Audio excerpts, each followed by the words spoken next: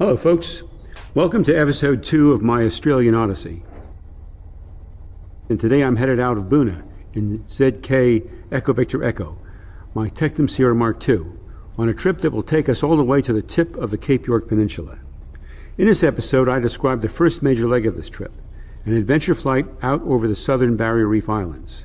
We finish today's episode at Shute Harbour Airport.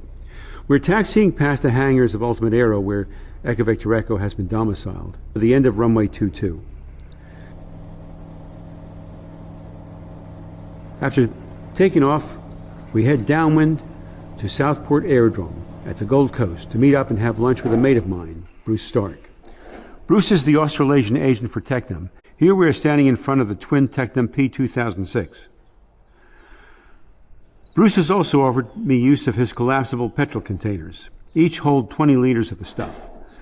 They came in real handy too, enabling me to refuel with MoGas at Agnes water, my stepping off point to the southern Barrier Reef, where I had a major wildlife encounter. Another day in the great southern land.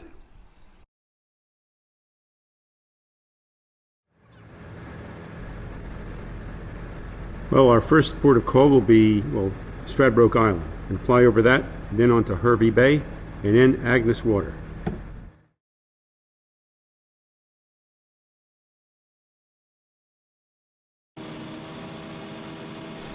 You can get here by ferry and bus. The ferry trip's about 45 minutes from Cleveland at the Brisbane side of Moreton Bay to the western side of North Stradbroke Island. Then there's a short bus trip to the nice beaches we are passing over.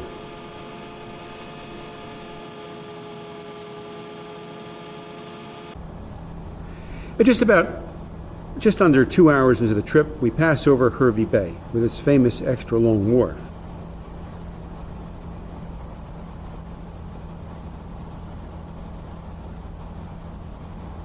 I dropped into Hervey Bay for a visit back in September.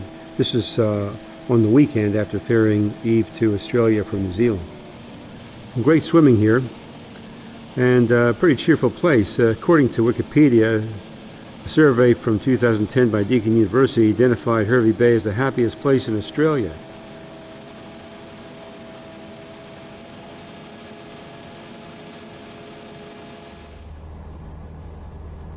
At 2.5 hours into the journey and 10 past 4 p.m. in the afternoon, we arrive at Agnes Water. The big question was, where's the airstrip? I couldn't see it, and for very good reason. I remembered that it was a little inland from the main north-south road, so I flew inland, and there it was, flanked by tall trees. I flew around and over it several times just to be sure that there were no potholes or anything else in the way. No sheep or cows. These are always easy to spot. I didn't see any kangaroos. Kangaroos literally blend into the countryside, and probably for very good reason. So I commenced my landing sequence and not expecting to meet up with any marsupials. I was in for a big surprise. They were holding a convention.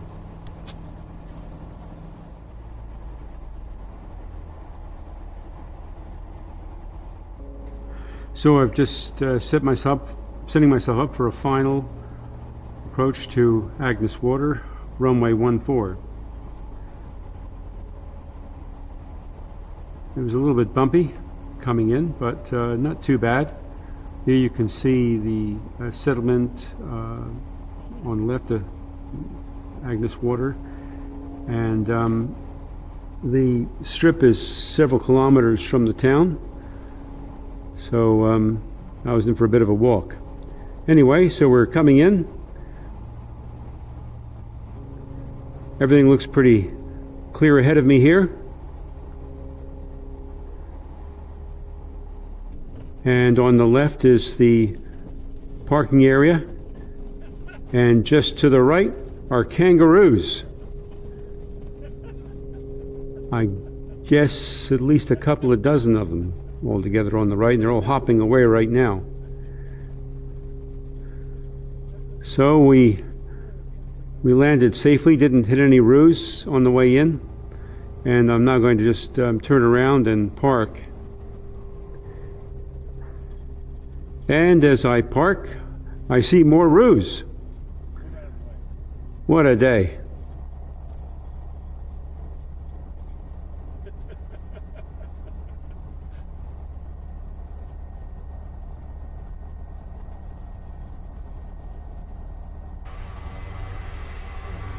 Agnes Water and the adjacent town of 1770 have great beaches, a nice surfy environment.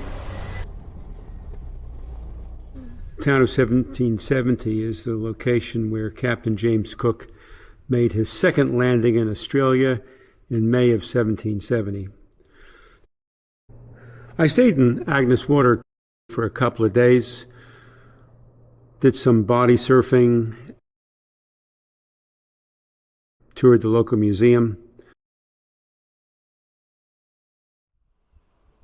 On the 17th of October, I took off for the Barrier Reef to fly straight out to Lady Musgrave Island. When I came back to the airstrip at Agnes Water, all the kangaroos were gathering together. A couple of the fellows put on a show for me with some kickboxing.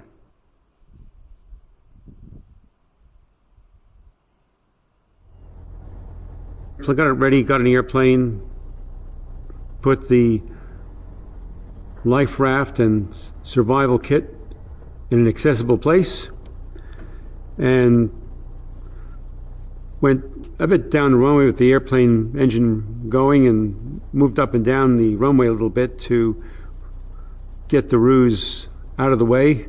Then I took off for the Barrier Reef.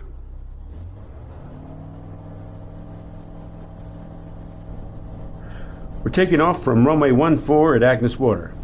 I'll turn towards the east and fly out over Lady Musgrave Island at the southern end of the Great Barrier Reef. Over their Bunker and Capricorn group of islands.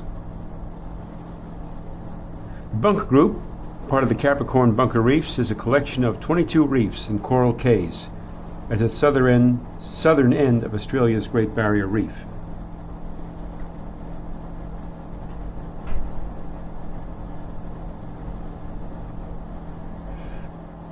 Flying out over Agnes Water, and to the right is the town, and you can see that first headland just to this side of it. That's where I went swimming the other day. There's a nice surf beach there.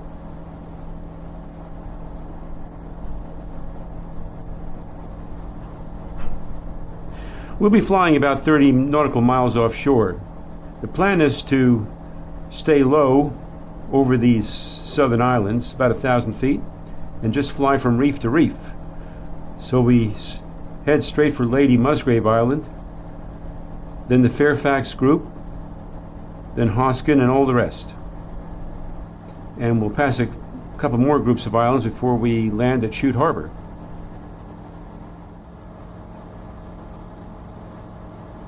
And there is my life raft with the survival bag just below it, all within easy reach.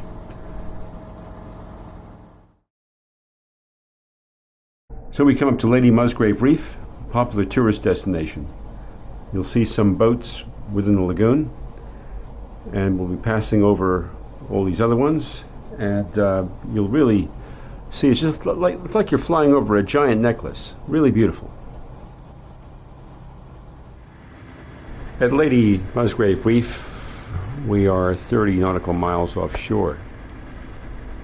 To get here, you can depart by boat from locations like the town of 1770, Agnes Water, or from Bundaberg further south. You'll see that inside the reef lagoon there's a cay. Another way of calling such an island is a key, like you have the Florida Keys in South Florida. Essentially, they're low elevation, small sandy islands associated with coral reefs. And you get a cay when moving water transports loose sediment across the surface of a reef to where it slows down and converges with another current, releasing its sediment there. And gradually, the layers of deposited sediment build up. And this sediment consists almost entirely of skeletal remains of plants and animals. And then birds contribute guano to the whole thing and eventually get formation the formation of soil, and that produces a nice something for plants to grow in, and it just continues from there.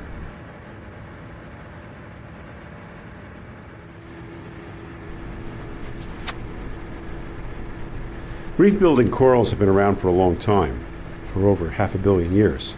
That's pretty long when you compare it with the age of the human species. I think our common ancestor with the chimp existed about 6 to 8 million years ago. Quite a short time, really. In over 500 million years, there's been some changes in the sea level, too.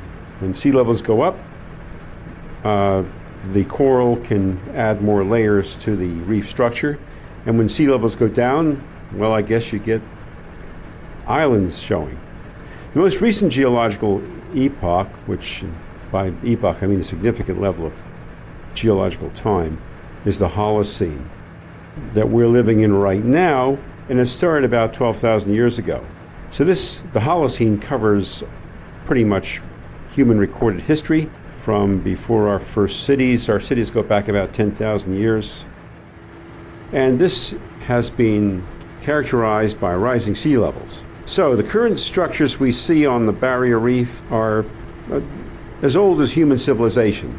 Of course, the Holocene levels build on top of levels associated with earlier epochs.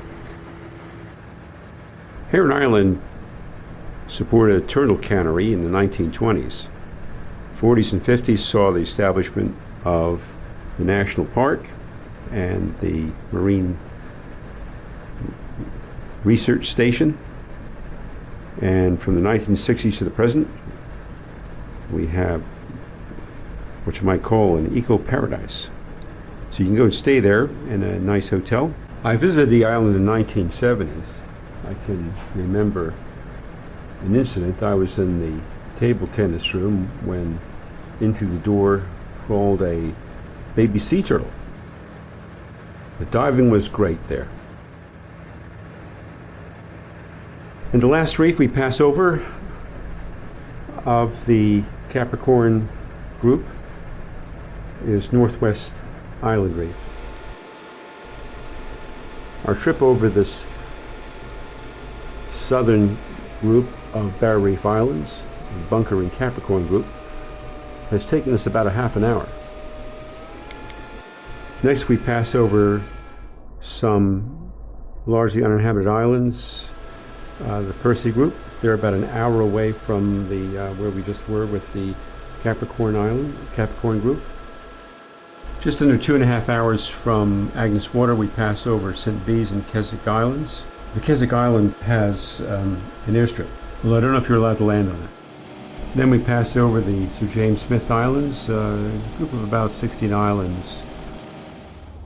So about 3 hours flying time from Agnes Water, we arrive for Shute Harbour, Whitsunday Airport. The wind was really strong, and I was getting bumped around. You can see how that could happen because of all the high ground around me. I was coming in for a landing for runway 14. One has to watch out for Hamilton Island airspace here.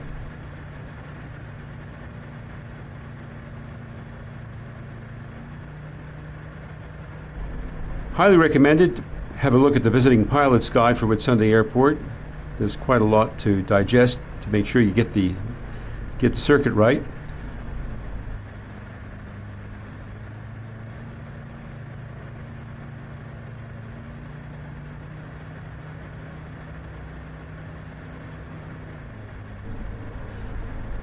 So as prescribed, I head out over Funnel Bay and set myself up for a base leg and approach for runway 14 at Shute Harbour. You can see I'm really getting bumped around.